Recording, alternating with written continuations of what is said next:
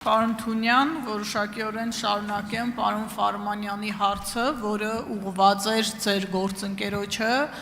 նախկին վարչապետ Կարեն Կարապետյանի հետ ձեր առնչությունների մասով։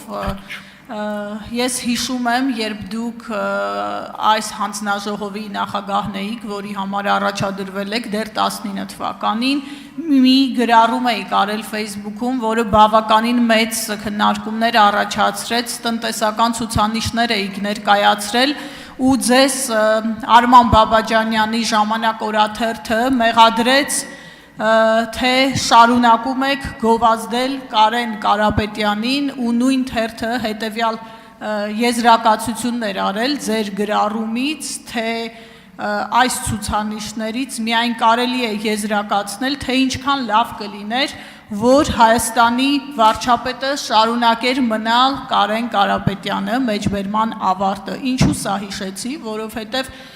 այս օրերի քննարկումների ժամանակ ձեր ֆրակցիայի գրեթե բոլոր ներկայացուցիչները այստեղ նստած ընդդիմադիրներին փորձում են ինչ-որ բաներ հիշեցնել, ինչ-որ կապեր հիշեցնել։ Հիմա հարցս հետևյալն է, ինչ տրանսֆորմացիա է ապրել տնտեսությունը վերլուծելու, գնահատելու ձեր մոտեցումը հիմա եւ նախկինում, օրինակ դուք կիսում եք այն բոլոր մեղադրանքները, այդ թվում նաեւ տնտեսական զարգացումների մասով, որոնք այս օրերին ձեր գործընկերները անդադար հնչեցնում են բոլորի հասցեին։ Շնորհակալ եմ։ Տիկին Ղարամանյան, ճիշտ ասած չհասկացա հարցի երկրորդ մասը առաջին մասի հետ ինչ կապ ունի, առավել ևս պարոն Ֆարմանյանի հարցի հետ, բայց տրանսֆորմացիա բոլորը ապրում են։ Հիմնական տրանսֆորմացիան այս դեպքում գիտեք որն է լինում, երբ որ դու կառավարության կամ ազգային ժողովի որոշումներին նայում ես որպես քաղաքացի կամ լրագրող, եւ մի բան է, երբ որ դու այդ process-ի մեջ ես լինում ու շատ շերտեր, որոնք մինչ այդ քո համար տեսանելի չէին, տեսանելի են դառնում։ Իսկ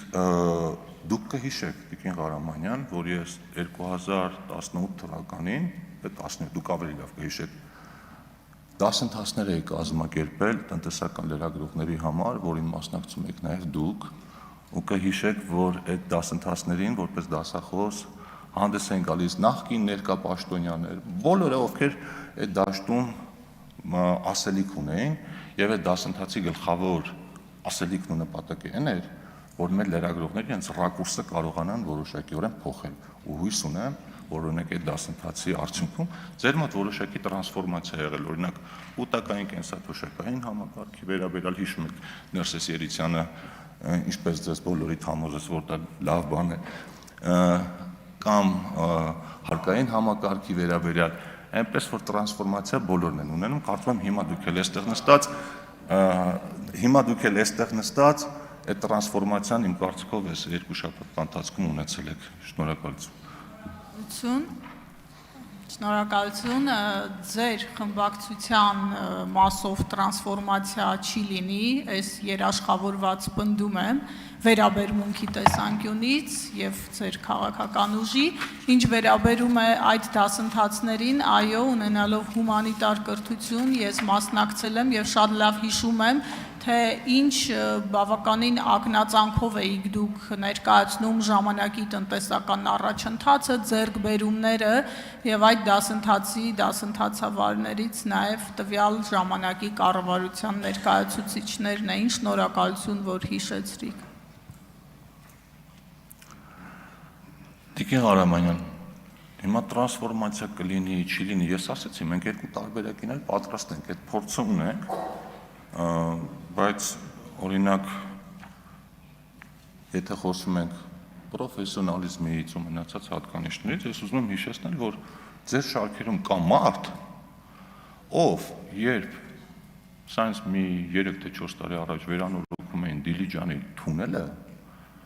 գրել էր Դիլիջանի թունելը վերանորոգման պատրվակով փակում են, որ Տավուշում հողերը տան ու մեր զորքը չկարողանա հասնել օգնության։ Ես այդ այնքան աբսուրդ միտք է, ես լուրջ եմ ասում, որ պատկերացնելը բավականին բարդ է, ու ձեր շարքերում կա մարդ, ով ընդամենը 1 ամիս առաջ ձեր կողմից կամ ընդհանրապես ընդդիմության կողմից մանդատ վերցնելը համարում էր անթույլատրելի սխալ։ եւ չէր պատրաստվում գնալ ազգային ժողովում բոքսի տանձիկ աշխատելու, բայց հիմա ամեն ինչ անում է, որ բոքսի տանձիկ աշխատի։ Շնորհակալություն։